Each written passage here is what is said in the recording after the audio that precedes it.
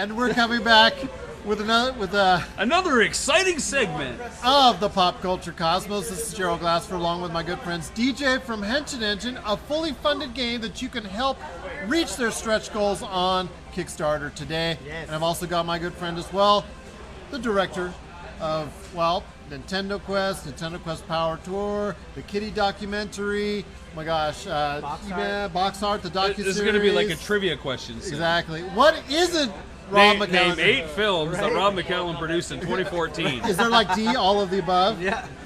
It is Rob McCallum, and we're going to talk about one of those projects he was doing. Obviously something that is near and dear to his heart.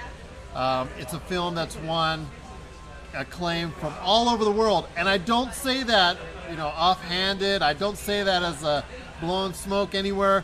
It is actually a film that has garnered acclaim from all over this planet. Yeah. It's a film called Missing Mom. I got a chance to review it. If you want to see a little bit about it, spoiler free, of course, want to check out popculturecosmos.wordpress.com. There's an article on it there, a review I did on it. I will tell you, it's good. It's really good. But besides that, You're looking that way, but the camera's over there. I know. That's okay. I want to talk to you a little bit and ask some questions in regards Sure. to the film itself. The background as far as what took place before that call that or that decision was made, that the call that, if you haven't seen the trailer, at least it's on Rob McCallum Films, his YouTube page. Look for it. Actually, when you type in Rob McCallum Films, it comes right up. It's the first thing you see. Oh, sweet. Yeah, so That worked out. And when the first thing you see in that trailer is you announcing that you're going to go ahead and... Yeah, I'm calling my uncle, and Yeah. I basically kind of throw the premise of the film. I'm like, hey, Uncle Rob, because his name is Rob. So it was actually named after him. I said, I'm thinking about making another documentary, and I want to go in search of my mom.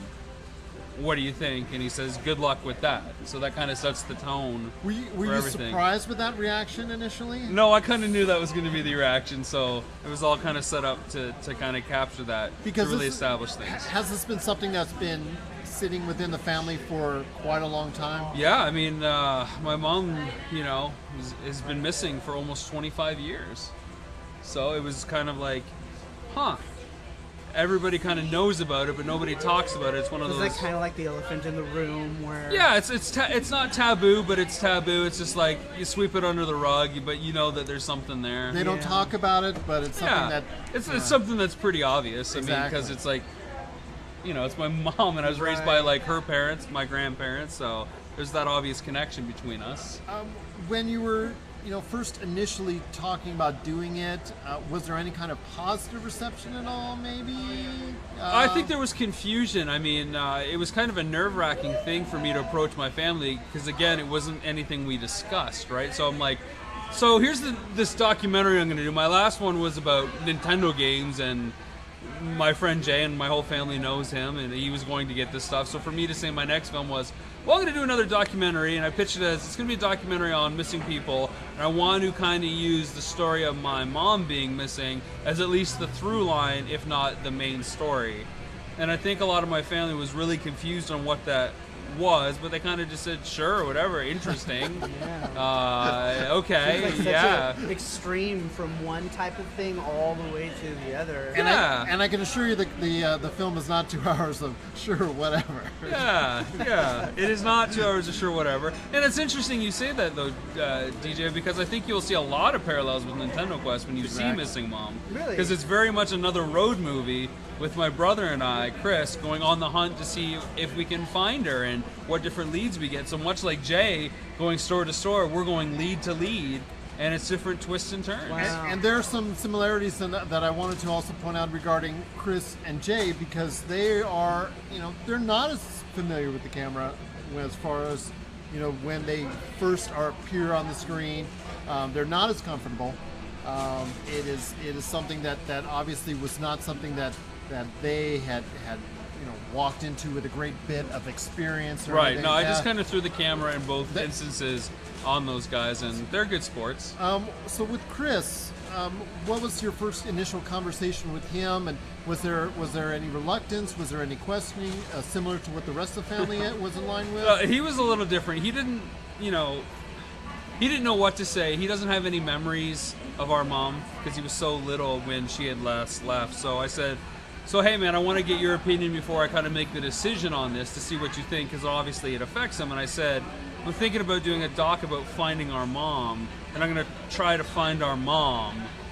And I know it's been almost 25 years. What do you think? And I think he said, oh, well, that's interesting. In the most kind of inquisitive, that's curious kind of way. Not like, that would be great to find our mom. Just like, Right. And he's a police like officer, so he's like, the hunt is upon us. Wow. Okay, I just want to make sure it's like, I think Rob's been, maybe hit the logger a little bit No, too much. no. He wasn't worried about it being a crazy idea. He was actually genuinely intrigued by the idea of looking for her and trying to define answers, because as someone who didn't have any memories, he even knew less than I did because I had memories. I was about 9 when she disappeared, and he was 4, so he was just like 3.5, 4. It was probably something he'd never thought of, really. And then you bringing it up, it was like, And- know what, that might be And we had never really interesting. talked about it. I think the most that he got kind of growing up was like, so where's your mom? Because he was raised by his grandparents. We have different dads, and I was raised by our maternal grandparents, our mom's parents. And so when he became a cop, a lot of people said, well, have you tried to look for your mom now that you have access to certain tools and search engines and stuff? And he's like, no. So I was just like, what do you think about this? He's like, interesting.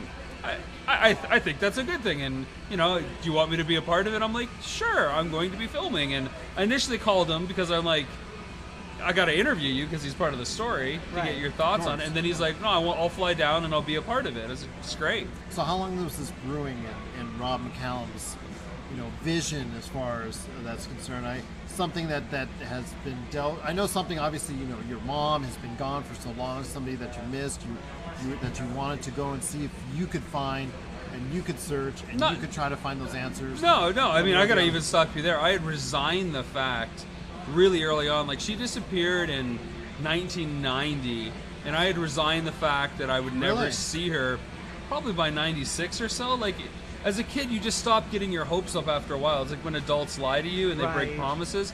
I never expect her to walk through that door again. And leading up to her disappearance, it was very spotty visits. Because I was raised by my grandparents, it was whenever she could stop by, whenever she was working. And she never lived in the same town for the majority of my custody with her parents, my grandparents. So it was like I was used to the infrequency, and that infrequency just kept growing. So I would say by 96 or 97, I had kind of resigned the fact that she wasn't going to be in my life. And it was really Nintendo Quest that kickstarted the idea. Jay had gone on this adventure in an attempt to do something that everybody thought would be impossible. And I'm sitting there playing Child of Light, which is a game about a girl trying to do anything possible to get back to her dad in another dimension. And I'm like, what could I do as a film that people would say would be impossible? And I said, find my mom. Like, it was that quick. Wow. Yeah. So that was something that was triggered by you playing Child of Light? Child of Light That's- and Nintendo Quest. That's so cool. Yeah, That's so really cool. and I've talked to the guys at Ubisoft, and I mean they're very aware of it and stuff, and they gave us a big push and stuff. That's really cool. Yeah, but That's it was super awesome. very That's actually, much- I was going to ask you how you went about going from directing films about video games to Something much more of a different venture, different nature, I don't want to say more serious nature, because if somebody sees Nintendo Quest, there are some serious topics that you tackle in that film. Yeah. But something of it, like we're saying, like we're trying to allude to, it's something very different, off the beaten path from what you were just completed. It just doesn't feel different in my heart, because it's just like, here's the project, here's what you're trying to do. Nintendo Quest happened to be about video games. He-Man happens to be about, an action figure and cartoon. Kitty happens to be about heavy metal. This just happened to be about me finding, my mom and trying to get the answers, and I just don't think of it as, it's not video games, so how do I do it? It's still that ongoing hunt. The cameras are rolling, and what are we going to find every day? So that's why I say they're so similar, because it's another road movie, right? And it's the cameras are following and getting the reactions as things come up. So when you were trying to get the funding for the film, and trying to get everything together in preparation. What were your aspects? What were you thinking as far as how to get this film funded, and how are you envisioning your mind? How are you going to lay out, making the film? Well, I self-funded a lot of the film even before I went to Kickstarter for a little bit later. So when the production was wrapping up and I felt I got to the point where there was a story in the can, I went to Kickstarter looking for $2,000 just to help with a little bit of finishing costs, but everything else was just out of pocket. I was fortunate enough to have a lot of corporate gigs line up that gave me a little bit of a cushion. And I just ended a really big corporate contract that was going on for like 2 years. So like the second that Nintendo Quest ended, I had like a really big like corporate gigs like over and over again. And then it just ended, and I'm like, this is when I'm gonna try to shoot this film. And it was only about 2 months before that I decided that this was gonna be my next film. So it was just all self-funded. And then once I felt like I'd shot enough, then I was like, I just need a little bit more help to kind of finish it and put some polish on it. Tell me about a little bit about Jordan's contribution to the film, because I know Sure. that someone, obviously the film is a lot about you, a lot about obviously the search for, you and your brother's search for your mom. Yep. But tell me a little about how Jordan helped put this film and make it reality. So Jordan C. Morris has been working with me since Unearthly, that first sci-fi action adventure. And The one you almost forgot about. The one I almost forgot about. There's certain people you collaborate with where you just click. Absolutely. And it's not like a predictive thing where I say something and he finishes my sentences. We just have a very similar sensibility about approach, and You're going down the same path. You yeah, have the same ideas. we like the same things, and he's a guy that I can trust. He's very level-headed. He never gets too worked up, but he gets excited about the same things that I get excited about, which is fun, and he likes making movies. So he produced and co-wrote Nintendo Quest with me. And for this, I wanted him to come on and write and co-produce as well. But because I was going to be in so much in front of the camera, I needed an extra set of eyes behind the camera, even though he has a lot of screen time. I said, so why don't we co-direct this so that there is a little bit of objectivity? And when we're interviewing my family members, I said, Jordan, why don't you sit down so that they can tell you the story? Because they're going to act like I already know the story, so I won't get the right kind of answers. So I would handle all the technical stuff, all the camera positioning and shots, and kind of dictate the stylistic approach to the film. And then Jordan became kind of like the journalist, the interviewer, to pull the stuff out based on the questions I would give him in advance. Now, I want to ask about your family itself in dealing with the film. You obviously you already indicated regarding some of the feelings and some of the emotions that we're going through when you said you were going to go out on the search with your brother. Were there any really difficult periods of time with your family that were created because of it? Yeah, like almost after every interview I did, I would get vibes from family members like the death look. No, it was worse than the death look, because it was like an acknowledgement like I didn't exist. Like, why would you put me on camera talking about those things? And now I have these things stirred up inside that I haven't thought about for decades. And I'm telling you right now, being on camera and even doing the documentary for me is a very therapeutic process. And same thing happened with Kitty. Same thing happened with some of the guys we talked to for He-Man. It was very emotionally investigative for them. They went back and rediscovered things and hadn't thought about things. So for my family, this taboo subject that they'd swept under the rug, now all of a sudden I'm the guy that's making them feel these things, and I become this target. And so after every interview, nobody slept well, and I would hear about it with little comments in there. But I think the biggest kind of nail in the coffin was when the trailer came out and everybody saw that first trailer. And I'm not sugarcoating anything at all in this film. And nor should you. I mean, in order to get it across to an audience, you really can. Yeah, and it basically came to the point where I had family members telling me, you should wait for your grandparents to pass away before this film comes out. It could only be a few more years. You can wait. Don't release this film. You're destroying the family. That's really so I say to anybody that's ever been troubled by internet trolls out there, you don't know what it's like until you've made a film that your family turns on you. Oh, wow. And it's just based on a trailer. Nobody had seen the film, so I understand. And that trailer is cut to be very hard hitting.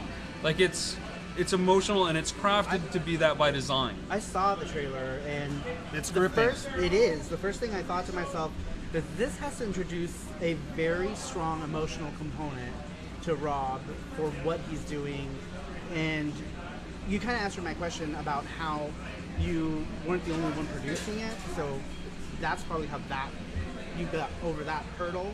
But I mean, it must be really hard to deal with making a film that hits extremely close to home. Exactly. I mean, here's the thing, like, and you're an artist, right? You know what you believe in. And you can't turn your back on what you believe in. And no matter what. To be honest, it was the easiest film I've ever made. Really? Because it was just so cut and dry to me. Like, and You Jordan, already had pictured in your head exactly what comes next. it was just really clear to me. Like, Nintendo Quest had 21 very different versions. Like, very different. Not like, I'm going to lose the scene or change this and now that's a different version. Like, different feels, different setups, different executions. This had 3. Wow. Just by comparison. It was just very straightforward, and I knew exactly how to present the stuff. I edited the film as well, and so it was very, I just knew what I wanted. And the hardest part was just sticking to my convictions and saying, no, this is the film I want to make. And people might get hurt, but that's the truth, and so be it. And much in the way Skywalker. Exactly. Much in the way Nintendo Quest, as far as the ending, we will leave as far as the secret, as far as what happened there. Same thing for Missing Mom. Putting that to the side, after the filming is ended and after the production's ended, now there's actually something tangible that people can see. Is there still any hard feelings among the family members that interviewed with you as far as part of the picture? Are there still those tensions that have been frayed? Are there still, or have they moved on? I think now that a lot of the family has seen the film, and they're not relegated to just their imagination conjuring things based on the trailer, there's more of an understanding to what I did in the story that I presented. But I think there's always kind of like, you know, nobody likes seeing themselves on film sometimes. Like, they're not comfortable with that. So imagine multiplying that by 1 million, because now you're talking with family emotions and these people saying these things. Nobody's called me up and said, I can't believe you put that line in there, because they all know what they said. You know, and nothing is cut or misconstrued. It's just a very hard-hitting, uncomfortable, emotional roller coaster that'll hit everybody in a place that we all recognize. But there aren't any relationships between, let's say, your aunt and your uncle or whatnot that you know have been frayed permanently because of the film. Well, I don't know. I mean, for the moment, I think things are okay. You're but still communicating with them. I live 3,000 miles away from most of my family, so I'm very much, I'm an outlier to what's going on in their lives. So, But you have spoken with them since. yeah, but they don't have to deal with me or see the film on a regular basis. Although Facebook is being lit up with a bunch of posts, fortunately, so they might see that, and I think the reception is pretty good. That's good to hear. That's good to hear. Any other questions? No, he's pretty much answered all the questions I wanted to ask him about the emotional aspect of stuff. Rob has emotions. We can confirm it. Yes, that's actually the biggest thing is how do you go into something like that and still, you know, be... I don't want to say that you're emotionless, but you kind of have to put your emotions on the side to get this film done. Is that something that you... So, I mean, what I think you're asking is how do you both go on this journey and still maintain objectivity as a filmmaker to get your job done every day? And it's a hard thing. I mean, for me, it's honestly using the excuse as the filmmaker to go in there and have the courage to talk to these people about this stuff. Okay. I don't think I could have picked up the phone and talked to everybody that we interviewed and asked them the same questions unless I had those cameras rolling. That was the device that allowed me to explore that. So in some ways, it took the 25 years before we even considered looking, because I had to become a filmmaker in order to know how to even approach that subject with that sense of confidence and like I was comfortable making a film because I'm a filmmaker. I couldn't do that as a person because it's been a weird personal situation. So I had that thing to hang on to. Right, so because the cameras were rolling, you essentially had an objective, regardless Yeah. of what your emotions were, they were second place. Yeah. Because the cameras were there, you had to get this. That kept your statement. focus as far as the filmmaker's Yeah, concerned. that's interesting. What do you want, most importantly, for audiences to get from the film? What do you want them to take away when they watch Missing Mom? Well, going into it, you know, both on the phone and on camera, I say stuff. It doesn't matter where we end up. It doesn't matter what happens in the final 5 minutes or anything like that. What matters is that you have the courage to go on these things that people say are impossible, or the things that may haunt you for years, or that you're scared to do. It's okay to take a deep breath and go out and dare to try to do things that people, swipe away. And if I can inspire anybody to have the courage to pick up a phone and talk to a family person because they see everything I go to, or to, spend some time looking. A lot of people will tell others to give up, but they don't know what it's like to be in that situation. So, always have hope. That's the main message. Never give up. On both sides of that. So whether you are someone who's estranged from your family and you're the outsider, or somebody who's part of the majority looking for that, never give up. There's a lot that you can discover about yourself and about the situation. That's Missing Mom, the latest documentary directed by Rob McCallum and Jordan C. Morris. Yep.